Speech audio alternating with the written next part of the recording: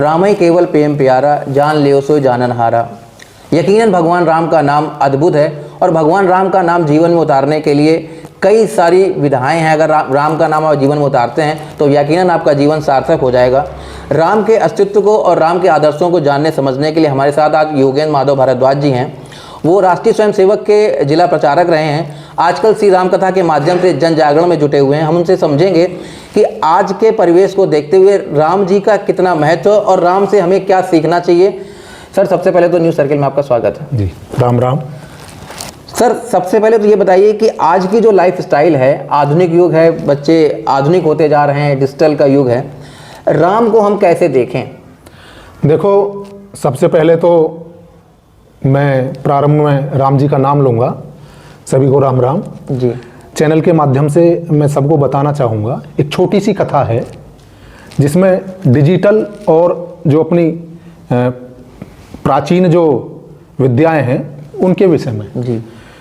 एक बार एक पंडित जी एक रेलवे स्टेशन पर रामचरितमानस का पाठ कर रहे थे। जी। ट्रेन को थोड़ा टाइम लगना था, लेट हो रही थी, तो पंडित जी ने सोचा कि चलो थोड़ी देर राम जी का गुणगान कर लिया जाए। तभी एक आजकल का युवक अपनी धर्मपत्नी के साथ में बगल में लैपटॉप लगाए वहाँ आया। उसने कहा, अरे पंडित जी, आप कहाँ, ये 5G का ज़माना है और आप जो है ये पुस्तक पढ़ रहे हैं। देखो, मेरे पास लैपटॉप है, एक एंटर मारता हूँ और उसमें सब तुरंत निकल आता है। पंडित जी ने कहा, भैया हम तो पुराने ज़माने के हैं, तो हमारे लिए तो यही अच्छा है। तभी ट्रेन आ गई। पंडित जी ने बगल में अपनी रामचरितमानस दबाई और एक हाथ से ट्रेन का हैंडल पकड़ा, अंदर घुस गए और सीट पर बैठ गए। ट्रेन चल गई। तभी देखते हैं कि वो लड़का बार बार इधर से उधर चक्कर लगा रहा है, कभी इधर जाए, कभी उधर जाए, कभी इधर जाए। पंडित जी ने पूछा कि भैया ऐसे क्यों चक्कर लगा रहे हो, क्यों परेशान हो? उसने कहा कि आपको कुछ नहीं पता, आप तो पुराने जमाने के हो। अरे नु बताओ तो सही, मैं कुछ मदद कर दूं। आपसे कुछ नहीं होगी। फिर भी पंडित जी ने बार बार उससे कहा कि भैया बताओ तो सही। उसने कहा कि वो नहीं मिल रही है। पंडित जी ने कहा कि वो कौन? अरे नु वो नहीं मिल रही है। अरे नु बताओ तो सही। नु मेरी धर्मपत्नी नहीं मिल रही है। पंडित जी ने कहा कि अगर रामचरितमानस को आप पढ़ते तो आज आपको अपनी पत्नी जो खो गई हैं वो खोती नहीं। उसने कहा क्यों? कि रामचरितमानस में अगर आप पढ़ते तो आपको ये पता होता कि पत्नी के साथ कैसे संबंध होने चाहिए, उनकी चिंता कैसे करनी चाहिए। आपने देखा होगा कि रामचरितमानस में जब भगवान केवट की नाव में बैठते हैं ना, तो पहले स्वयं नहीं बैठते, पहले बैठाते हैं मां जानकी को, जानकी जी को। उसके बाद स्वयं बैठते हैं, फिर लक्ष्मण जी धनुष बाण को रखते हैं, फिर स्वयं चढ़ते हैं। ये जो ज्ञान हमें मिलता है ये रामचरितमानस से मिलता है। ये हमारी प्राचीन पद्धति है कि पत्नी के साथ कैसा संबंध हो, भाई के साथ कैसा संबंध हो, पिता के साथ कैसा संबंध हो और दुश्मन के साथ, अरी के साथ कैसा संबंध हो। ये राम जी ने रामचरितमानस में जी कर दिखाया है हमको। जैसे एक बात महाराज जी और हम आपसे समझना चाहेंगे, बात और कही जाती है कि जितने भी अवतार हुए भगवान राम से पहले, मानवीकरण में आदर्श पुरुष जो है वो भगवान राम ही है। इसके पहले मत्स्य अवतार हुए लेकिन वो मानव नहीं थे, वराह अवतार हुए, जो भी आप अवतार कहेंगे, मानवीय जीवन को उतारने में और उनको सहेजने में और आदर्श पुरुष बनने की प्रक्रिया में भगवान राम ही रहे। तो भगवान राम वो आदर्श कैसे हैं और आज के युवाओं को, चूंकि युवा जो आज सबसे ज़्यादा यूथ है वो जुड़ता है अब आपसे, तो ये जो यूथ है वो भगवान राम को कैसे देखे और कैसे उनके आदर्शों का पालन करे, कैसे आगे बढ़े? देखो, मैं दो विषय बताऊंगा आपको जी। एक तो भक्तों ने भगवान को जैसा चाहा, भगवान वैसे प्रकट हुए।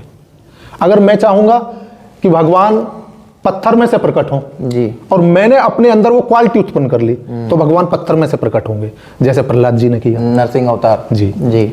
ऐसे ही जो मनु महाराज हुए उनके लिए भगवान मत्स्य के रूप में आए। जी।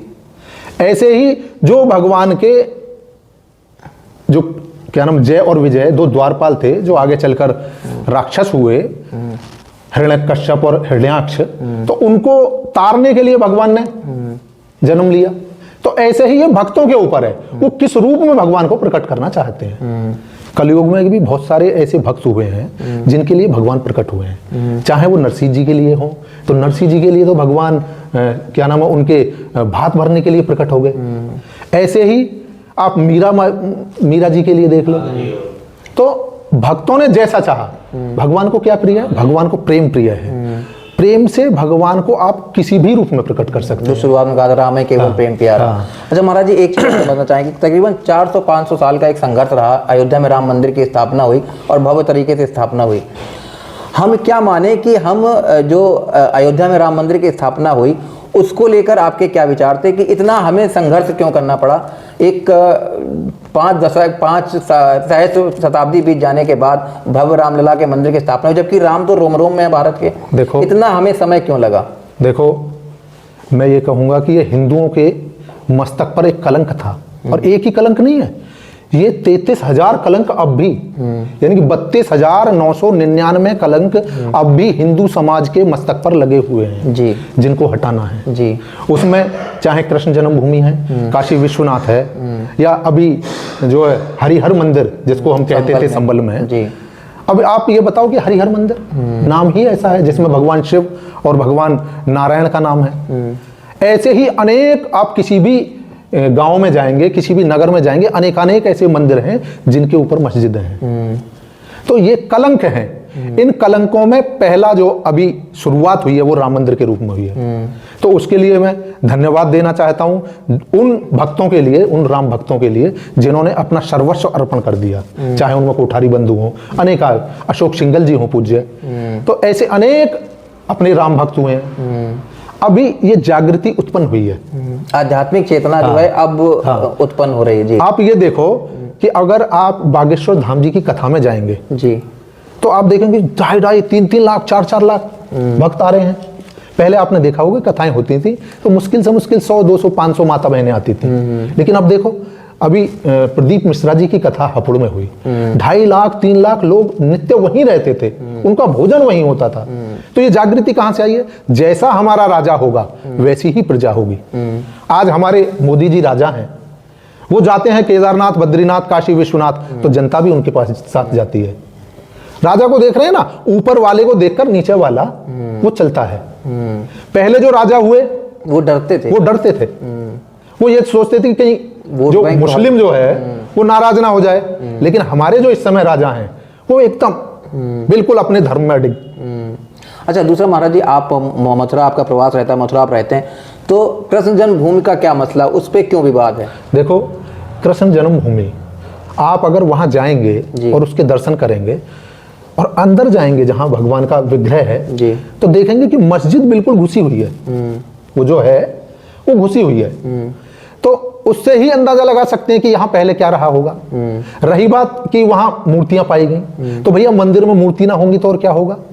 है, किसी भी मंदिर को आप देखोगे तो वहां मूर्ति मिलेंगे। मस्जिद में तो मूर्ति का कोई मतलब नहीं, क्योंकि वो तो क्या नाम है, बूत को मानते ही नहीं, मूर्तियों को मानते ही नहीं।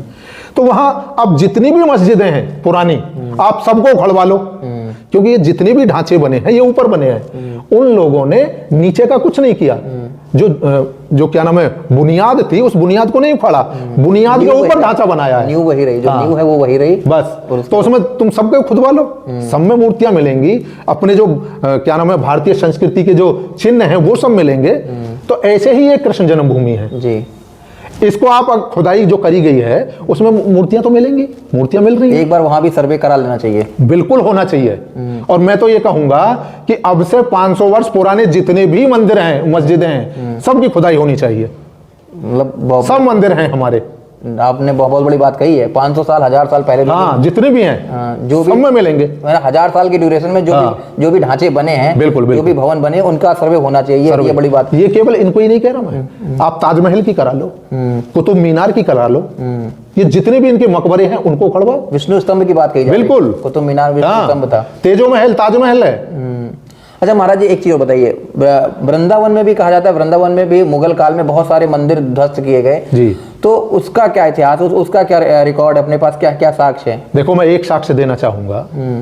गरुड़ गोविंद जी, ये बिल्कुल वृंदावन में घुसने से पहले ही, जब दिल्ली से आप चलेंगे दिल्ली आगरा हाईवे पे, तो उस पे गरुड़ गोविंद जी का मंदिर है जी। जिस समय अलाउद्दीन खिलजी शासक था और उसका सेनापति था मलिक काफूर, उसने जब गरुड़ गोविंद जी पर आक्रमण किया तो वहां से 1700 ऊंट भरकर हीरे जवाहरात लेकर गया वो।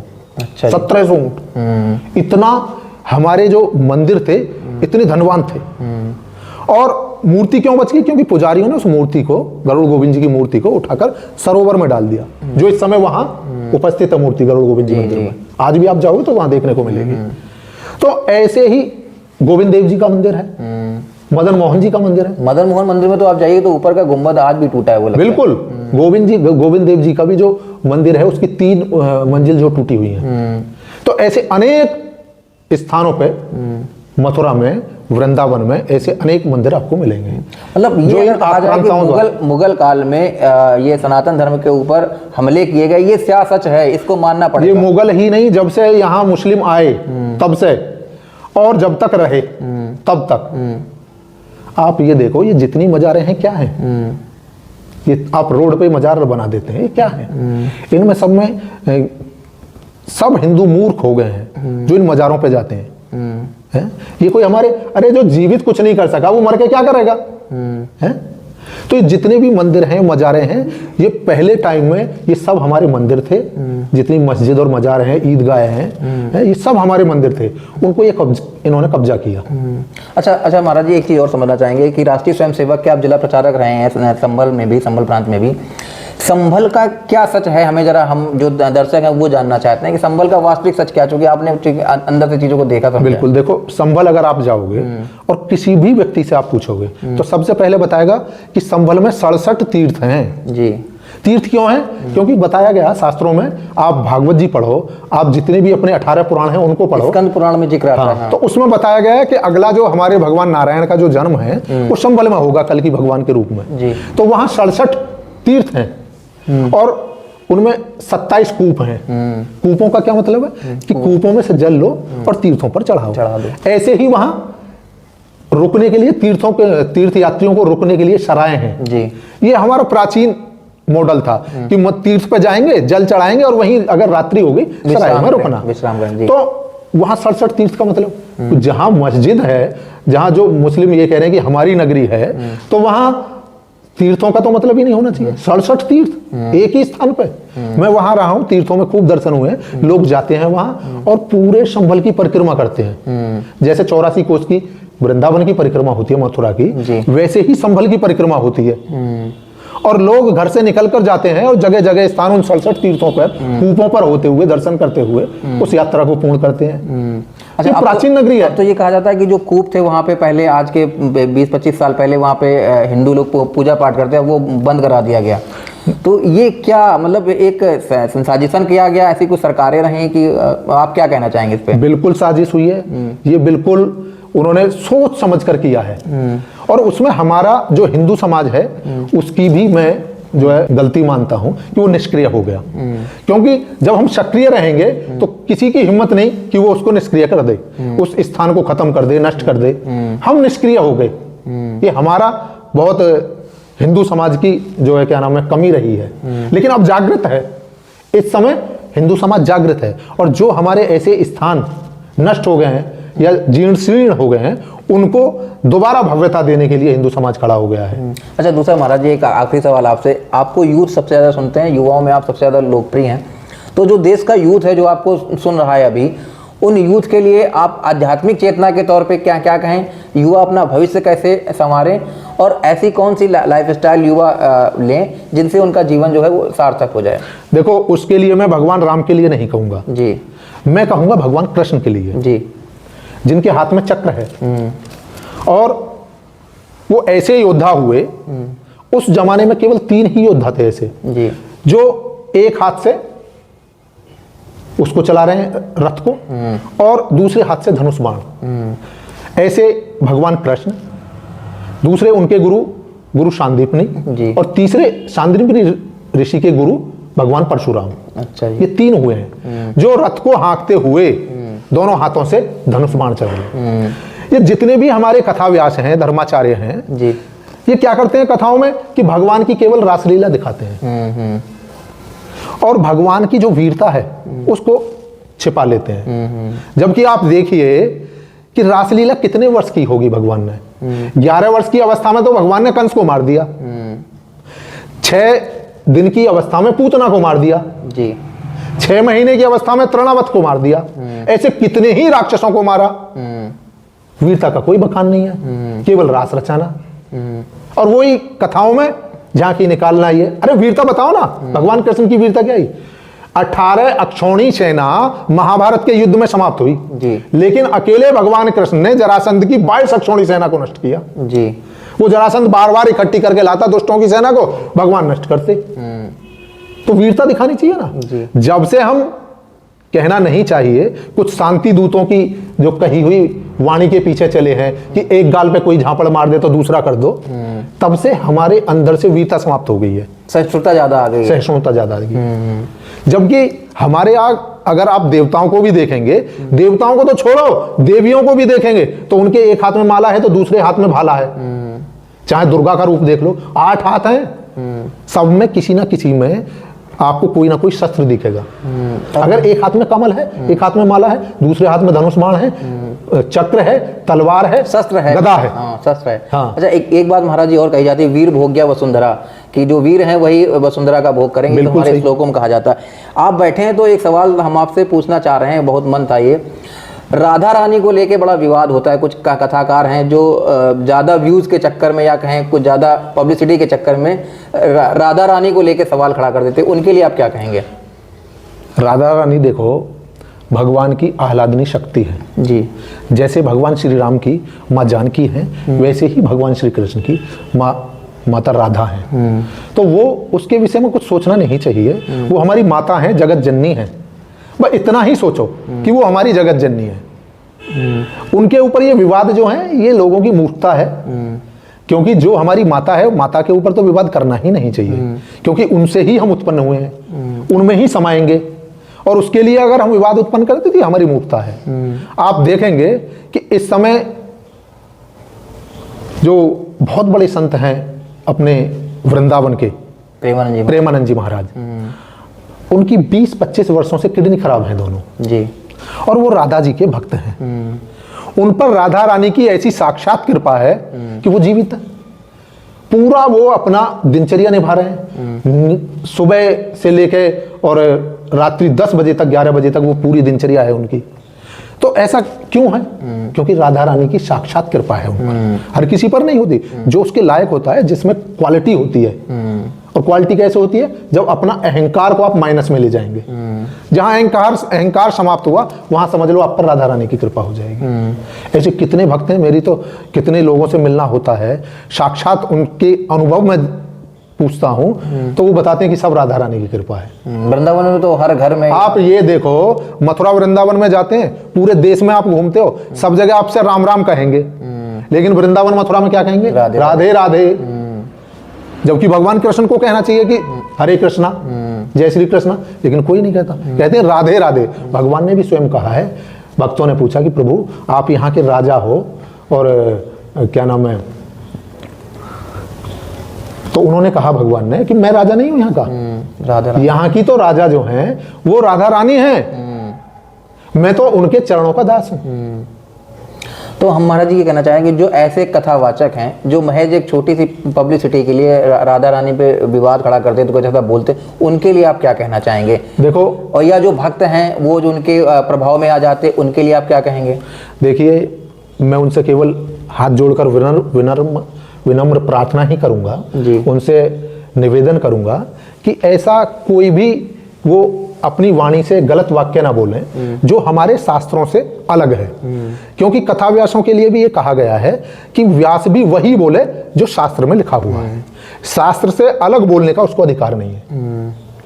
तो ये जो बोल रहे हैं ये शास्त्र पे, या तो 4 वेदों पे बोले, या 18 पुराण पे बोले, या 6 शास्त्रों पे बोले, बाकी अलग बोलने का अधिकार नहीं है। हम पुस्तक को सामने क्यों रखते हैं? अगर रामायण जी की कथा चल रही है तो रामायण जी को रखते हैं, भागवत जी की कथा चल रही है भागवत जी को रखते हैं, शिव महापुराण की कथा चल रही तो शिव महापुराण को रखते हैं। क्यों रखते हैं? क्योंकि उसी में से बोला जाएगा, उससे अलग नहीं। जैसे भगवान की पत्थर की मूर्ति होती है, लकड़ी की मूर्ति होती है, चांदी की मूर्ति होती है, स्वर्ण की मूर्ति होती है, वैसे ही ये शब्दों की मूर्ति है। इसीलिए पुस्तक को रखा जाता है कि इससे अलग कुछ नहीं, केवल शास्त्रों में। शास्त्र बने क्यों है? बोलने के लिए तो बने हैं, मतलब शास्त्र के आधारित ही आधारित बोलना चाहिए, जो भी प्रवचन हो शास्त्र के आधार बिल्कुल पे। बिल्कुल। तो निश्चित तौर पर महाराज जी से जो हमने पूछा, महाराज जी ने बेबाक उन सवालों के जवाब दिए। अगले किसी कार्यक्रम में फिर नई सक्सेस से आपसे मुलाकात होगी। तब तक के लिए मुझे दीजिए इजाज़त। नमस्कार। राम राम।